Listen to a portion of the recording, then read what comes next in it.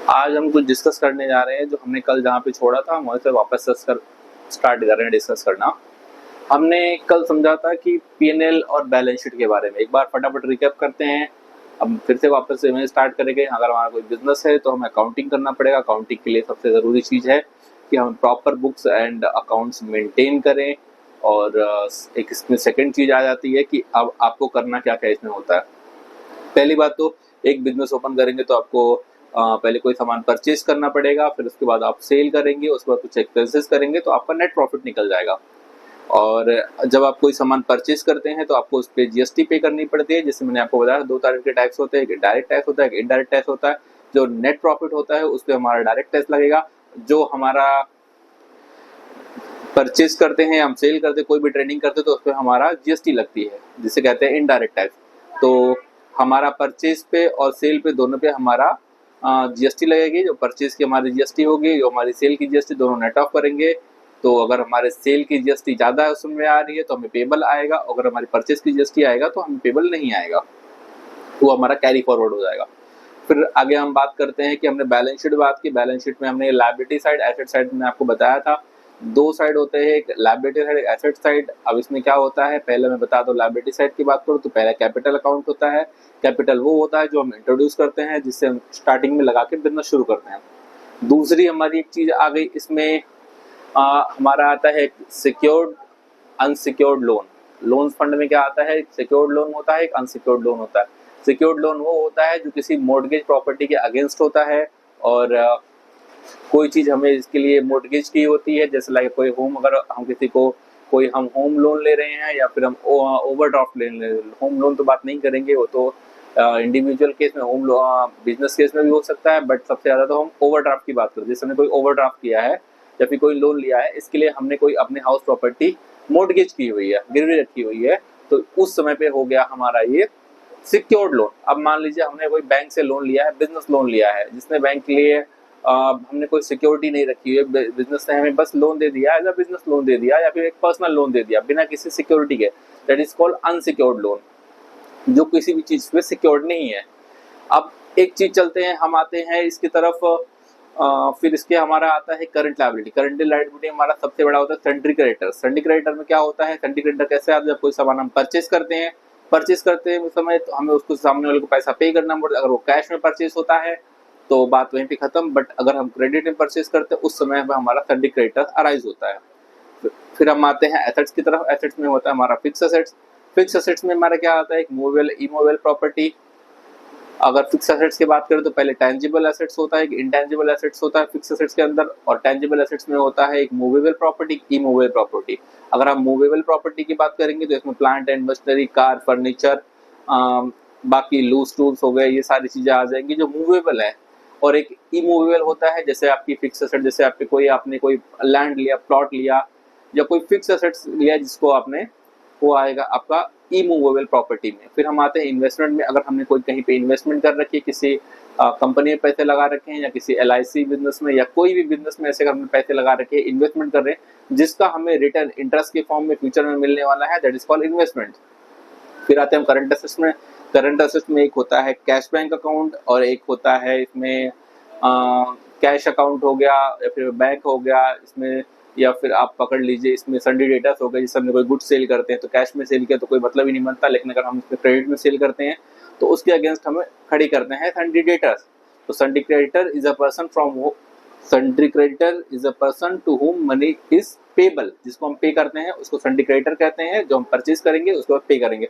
दूसरा एक चीज होता है सन्ड्री डेटर्स। अगर कोई सामान सेल करते हैं तो हमें पैसा लेना होता है, so sundry creditor is a person from home money is receivable. उसके बाद फिर हम आ जाते हैं अपनी सारी चीजें हमारे फटाफट हमने रिकैप कर लिया, profit and loss account and balance sheet. अब हम आगे की तरफ बढ़ते हैं। अभी हमारा थर्ड पॉइंट जो हम इससे आगे डिस्कस करने वाले हैं वो journal entries.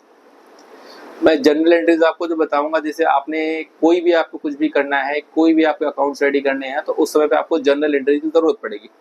Step by step में सारी चीजें आपको बताऊंगा, आपको किसी और चीज की जरूरत नहीं पड़ेगी। हम पहले लेजर जैसे हमने समझ लिया, profit and loss and balance sheet समझ लिया, अब हम आपको उसका जर्नल एंट्री समझेंगे।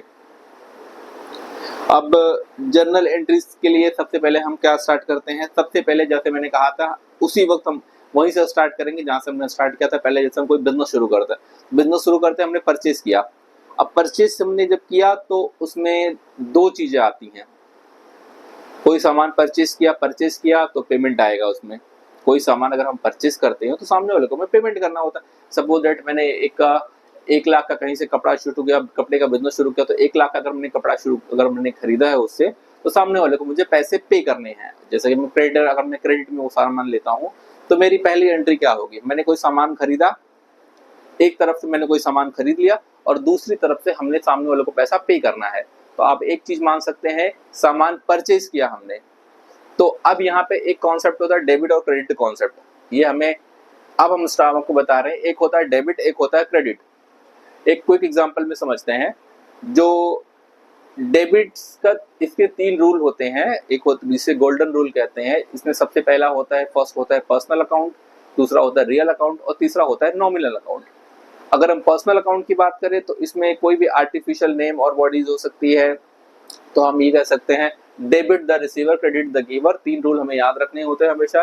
फर्स्ट होता है परचेस, जैसे परचेस की बात छोड़ी, पहले हम इसमें कहते हैं कि हमें 3 गोल्डन रूल याद रहते होते हो, जिसमें पहला होता है पर्सनल अकाउंट। पर्सनल अकाउंट का रूल होता है debit the receiver, credit the giver. और सेकंड हमारा होता है रियल अकाउंट। अब रियल अकाउंट में हमारा क्या होता है, debit what's comes in, credit what's goes out. इसमें बहुत सारी कैटेगरी आती है, वो आगे लिखा दूंगा, आपको सारी चीजें नोट करा दूंगा। तीसरी चीजें आती हैं इसमें नॉमिनल अकाउंट। नॉमिनल अकाउंट को debit all the expenses and losses, credit all the incomes and gain. लेकिन मैं जिस तरह से आपको सिखाने वाला हूं उसमें आपको कहीं भी इन सारे रूल्स को बार बार देखने की जरूरत नहीं पड़ने वाली है। मैं सारी चीजें आपको इस तरह से बताऊंगा कि आपको किसी चीज को रट्टा नहीं मारना होगा, आपको डायरेक्टली आप हर एक चीज समझ जाएंगे बिना किसी परेशानी के। तो फर्स्ट ऑफ ऑल स्टार्ट करते हैं। पहली एंट्री, जैसे मैंने आपसे कहा था बिजनेस शुरू किया तो सबसे पहला हमारा काम होता है कोई सामान परचेस करना। हमने कोई सामान परचेस किया, अब उस परचेस केस में सामान हमारे पास आया तो परचेस अकाउंट को डेबिट करेंगे और हम क्रेडिट किसको करेंगे, सन्ड्री क्रेडिटर्स को। इसके पीछे भी लॉजिक है, मैं पहले आपको बता दिया हूं, उसके बाद हम शुरू करते हैं अपने जर्नल एंट्रीज के बारे में सारी चीजें बताना। कभी भी प्रॉफिट एंड लॉस में इनकम हमेशा क्रेडिट होगा, एक्सपेंसेस हमेशा डेबिट होगा। तो अगर कोई भी इनकम हम क्रेडिट करते हैं तो इनकम हमारी बढ़ेगी, एक्सपेंसेस को हम डेबिट करेंगे तो हमारा एक्सपेंसेस बढ़ेगा, परचेस को हम डेबिट करेंगे तो हमारा परचेस बढ़ेगा, क्योंकि परचेस भी एक्सपेंसेस का पार्ट है। आप ये कह सकते हैं एक्सपेंसेस या फिर हमारे बिजनेस की सबसे मेन चीज जो कहते हैं परचेस होती है, वो भी हमारा खर्चा ही है। तो कभी भी याद रखिए, प्रॉफिट एंड लॉस में जब भी इनकम आएगा तो वो बढ़ेगा, जब भी एक्सपेंसेस होगा तो वो कम हो, एक्सपेंसेस होगा तो आपको डेबिट के टाइप, जैसे आपने कोई इनकम आया उसको क्रेडिट किया तो वो इनकम बढ़ गया, एक्सपेंसेस आया आपने उसको डेबिट किया तो एक्सपेंसेस बढ़ गया। और ठीक इसी तरीके से हमें चलना है लायबिलिटी और एसेट्स में। अगर आप लायबिलिटी को क्रेडिट करेंगे तो लायबिलिटी बढ़ जाएगी और एसेट्स को जब हम डेबिट करेंगे तो हमारा एसेट्स बढ़ जाएगा। ये चीज हमें याद रखनी है क्योंकि ये चीज हमारे बहुत काम आने वाली है। और हम जितनी भी जर्नल एंट्रीज करेंगे या फिर जितने भी आगे काम करने वाले हैं, सारी की सारी चीजें इसी चीज पे बेस पड़ेगी, हमेशा सारी की सारी चीजें इसी पे बेस होगी। तो अब पहला हम जो स्टार्ट करने जा रहे हैं कि सबसे पहले एंट्री है, हमने कोई सामान परचेस किया। परचेस करते समय मैंने कहा था जैसे परचेस करते हमने खर्चा किया। अब खर्चा करते समय हमारा क्या बढ़ा, खर्चा, तो हमने डेबिट को बढ़ाया, तो हमने क्या किया, परचेस अकाउंट डेबिट। उसी तरीके से मैंने कहा जब हमने कोई सामान परचेस किया, परचेस करने से क्या होता है, हमारा सामान, पैसा हमारा जाता है, उस समय में पैसा हमारा क्या होगा, हमारे सामने सन्ड्री क्रेडिटर खड़े होंगे। तो मैंने आपको सन्ड्री क्रेडिटर की डेफिनेशन ऑलरेडी बताई हुई है। Sundry creditor is a person to whom money is payable. तो हम सन्ड्री क्रेडिटर जिसको हम पैसा पे करने वाले हैं, तो हमारा होगा जैसे हमारा जब खर्चा बढ़ा तो अकाउंट, हमारा परचेस अकाउंट डेबिट हुआ, और उसी तरीके से हमारी लायबिलिटी बढ़ी क्योंकि हमें लायबिलिटी पैसा पे करना पड़ेगा वो क्रेडिटर को, तो इस तरह हमारी लायबिलिटी बढ़ी तो वो अकाउंट क्रेडिट हुआ। तो पहली हमारी जो एंट्री आएगी, purchase account debit to sundry creditors account. क्यों, क्योंकि मैंने आपको सारी चीजें बता दी, जब भी खर्चा बढ़ता है तो वो डेबिट होता है और जब भी लायबिलिटी बढ़ती है तो वो क्रेडिट होती है। चलिए ठीक है, अब हम सेकंड एंट्री की तरफ बढ़ते हैं। सेकंड एंट्री हमारी सेल्स की है। अब सेल्स की एंट्री जब हम करेंगे तो इसमें हम समझेंगे वही सेम कॉन्सेप्ट है। जब मैंने कहा था इनकम बढ़ेगी तो हम उसे क्रेडिट करेंगे प्रॉफिट एंड लॉस अकाउंट में, और इसी तरीके से जब बैलेंस शीट में जब हमारी एसेट्स बढ़ेगा तो हम उसको डेबिट करेंगे। तो अभी क्या किया हमने, कोई सामान सेल किया, सेल करेंगे तो पैसा आएगा, तो सबसे पहले सेल करें। अब मैंने एक समझ लीजिए बात को, सेल्स क्या हुआ, इनकम हमारा बढ़ गया, तो सेल्स क्या हो गया, क्रेडिट हो गया। अब जैसे इस तरह से मैंने बताया कि हमारा एसेट्स बढ़ गया। कैसे एसेट्स बढ़ गया, हमारा कोई मान लीजिए हमारा सन्डी डेटर हमने खड़ा किया है, तो सन्डी डेटर्स का जो मैंने आपको डेफिनेशन बताया, सन्डी debtor is a person from home money is receivable. आज चलो हमें पैसा अभी आया नहीं है, बट 1 महीने बाद, 15 दिन बाद, 30 डेज या फिर 90 डेज या 60 डेज, जो भी उसके टर्म हो गए, उस टर्म के पैसा आएगा उसका। तो मिला नहीं बट मिलने वाला है, लेकिन जो अगर मिलने वाला है तो हमारा एसेट्स है, इसीलिए हमारा एसेट्स बढ़ रहा है। तो इसीलिए हमारा अकाउंट होगा sundry debtors account debit to sales account. क्यों सेल्स अकाउंट को हमने क्रेडिट किया, क्योंकि सेल्स की हमारा इनकम बढ़ी। हमने डेबिट क्यों किया एसेट्स को, क्योंकि हमारा एसेट्स बढ़ा। जो मैंने कॉन्सेप्ट आपको बताए हैं, ये कॉन्सेप्ट आपको डेबिट और क्रेडिट का हमेशा ध्यान रखना है हमारे पीएनएल में और हमारी बैलेंस शीट में, ठीक है। तो इसके आगे हम चलते हैं। अब मान लीजिए क्या होता है कि हमने जब सामान परचेज किया तो उसके लिए हमने पैसा पे करना पड़ा। अब हमने अगर पैसा पे किया है तो सिंपल सी बात है, अब हमने उस चीज के लिए अगर कोई पेमेंट करते हैं तो हमारा पैसा कम होता है, मतलब हमारे एसेट्स से वो कम होता है, क्योंकि वो करंट एसेट्स है। कैश एंड बैंक मैंने बताया था वो करंट एसेट्स है। अब हमने पैसा पे किया तो पैसा क्या हुआ, हमारा कम हुआ। तो कम क्या होगा, मैंने कहा था कि जब एसेट्स को डेबिट करेंगे तो बढ़ता है, उसी तरह जब एसेट्स को क्रेडिट करेंगे तो एसेट्स घटेगा। इस समय पे क्या जाएगा, जहाँ पे कैश में पेमेंट करेंगे या बैंक में पेमेंट करेंगे तो कैश बैंक अकाउंट क्रेडिट होगा। तो डेबिट क्या होगा सर, तो डेबिट क्या होगा, इसमें परचेस हमने उसको सन्ड्री क्रेडिटर्स, जब हमने परचेस किया तो सन्ड्री क्रेडिटर खड़ा किया था जिसको हमें पैसे पे करने हैं, तब नहीं पे किया बट अब हम उसको पे कर रहे हैं, तब उस समय पे सन्ड्री क्रेडिटर क्या हुआ, घट रहा है, मतलब हमारी लायबिलिटी घट रही है। तो इस वक्त क्या होगा, जब हमने लायबिलिटी को क्रेडिट किया था तो वो बढ़ी थी, अब वो लायबिलिटी को डेबिट करेंगे तो वो घटेगी।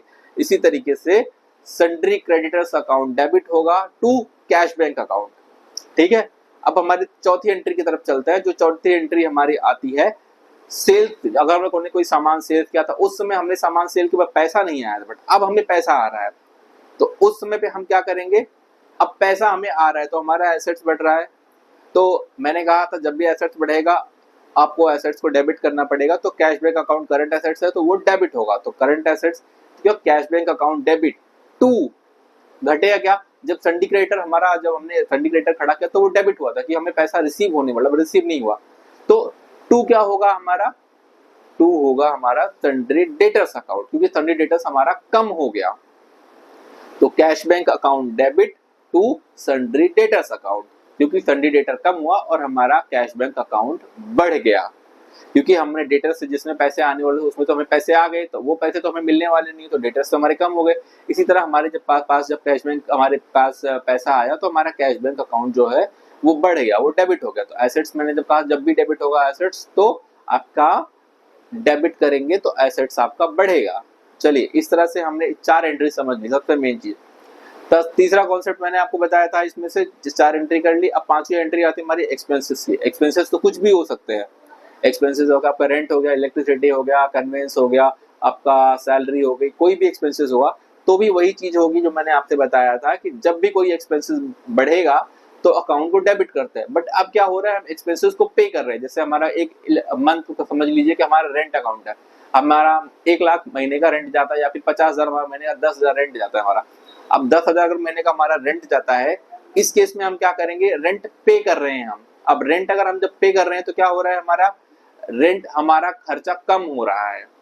तो जब मैंने कहा था कि जब डेबिट होगा तो जो हमारी पीएनएल में हमारे जो खर्चा डेबिट होगा तो खर्चा बढ़ेगा। अब क्या हो रहा है कि हम खर्चे को पे कर रहे हैं तो वो खर्चा कम हो रहा है, तो कम हो रहा है तो उस समय पे क्या होगा कि आपका जो रेंट अकाउंट जो हमने पहले बुक किया था, बुक करते समय हमने लिया था कि रेंट अकाउंट डेबिट टू किसको पे करना है, सामने वाला पर्सन, सन्डी क्रेडिटर आपका बोल सकते हैं, creditor expenses, creditor for expenses बोल सकते हैं, तो जिसको हमने पे करना था। तो उस समय पे क्या हुआ था, rent account debit to landlord account. Landlord account क्या होता है, वो भी हमारी लायबिलिटी है तो वो भी हमारी करंट लायबिलिटी में जाएगी। अब हम क्या कर रहे हैं, पैसा पे कर रहे हैं, तो हमारा जो रेंट अकाउंट का जो हमारा खर्चा बढ़ा था वो कम हो रहा है। तो जब कम हो रहा है तो क्या होगा, डेबिट क्या होगा, अपना जो प्रॉफिट एंड लॉस का जो खर्चा है वो क्रेडिट होगा, क्योंकि खर्चा कम हो रहा है।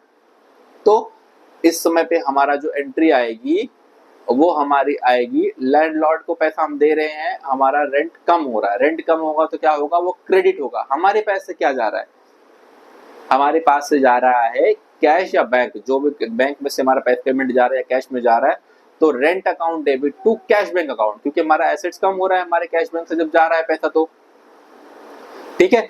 इस तरह से हमारा हमने नेट प्रॉफिट किया, आप समझ लीजिए सारे एक्सपेंसेस इसी तरीके से सारी चीजें होंगी। तो हमने क्या सीख लिया, हमने जर्नल एंट्री करने सीख लिया। जो मेन था हमारा जर्नल एंट्री जो होता है सेल्स का, परचेज का और हमारे एक्सपेंसेस का, 3 हमने जर्नल एंट्री सीख लिया। अब जितने भी मैं आपको सारी चीजें पढ़ाऊंगा, जितने भी मैं सबको जितने जर्नल एंट्री कराने वाला हूँ, उसके कॉन्सेप्ट बस यही होंगे। जब भी इनकम होगा तो हमारा पीएनएल क्या होगा, क्रेडिट होगा। जब भी हमारा कोई खर्चा करेंगे तो हमारा पीएनएल डेबिट होगा। और जब हम कोई हमारे एसेट्स को हम कोई डेबिट करेंगे तो हमारा एसेट्स बढ़ेगा, और जब हम एसेट अपने लायबिलिटी को क्रेडिट करेंगे तो हमारा लायबिलिटी बढ़ेगा। इसी तरह से वाइस वर्सा समझ लीजिए कि जब क्रेडिट होगा तो आपकी लायबिलिटी घटेगी, और जब एसेट्स क्रेडिट होगा तब आपकी एसेट्स कम होगी। ये सारी चीजें मैंने आपको इस तरह से बता दी, ये सारी चीजें आप समझ के लीजिए। अब जितनी भी सारी हमारी जर्नल एंट्री है इसी कॉन्सेप्ट पे बेस है, दूसरा कोई भी कॉन्सेप्ट लगाने की जरूरत नहीं है। आप गोल्डन रूल अगर आप लगाएंगे तो भी यही निकलने वाला है, उसके अलावा कुछ भी निकलेगा नहीं। तो अब मैं आपको कंफर्म आपको बता रहा हूँ कि आपको जो जो करना है। अब हम नेक्स्ट जो हमारा वीडियो हम रिकॉर्ड करेंगे उसमें मैं आपको बताऊंगा कि आपको जर्नल एंट्री करनी कैसे है। अब आपको पीएनएल आ गया, आपको बैलेंस शीट आ गया, आपको जर्नल एंट्री भी, इसमें कोई कॉन्सेप्ट बचा नहीं है क्लियर करने जैसा। तो जर्नल एंट्री भी हम अभी जब नेक्स्ट सम करेंगे तो मैंने उसमें आपको जर्नल एंट्री भी सिखा दूंगा। तो हमने 3 चीजें सोचो, में सबसे अकाउंटिंग सबसे बेसिक और सबसे मेन चीज होती है एंट्रीज, वो हमने कवर कर ली हैं। उसके आगे हम बढ़ेंगे तो हमने एक एक टॉपिक हमने सारे एक एक टॉपिक क्लियर करेंगे। पहला जीएसटी का क्लियर करेंगे, फिर इनकम टैक्स करेंगे, टीडीएस करेंगे, और हमारा डेप्रिसिएशन के बारे में पढ़ेंगे, फिक्स एसेट्स के बारे में, फिर अकाउंटिंग स्टैंडर्ड शुरू करेंगे, और फिर स्टॉक्स की बात करेंगे। धीमे धीमे हर एक चीज हम करते चलेंगे, लेकिन पहला हमारा जो स्टार्टिंग था मेन बेसिक था वो हमारी कंप्लीट हो गई। चलिए, थैंक यू।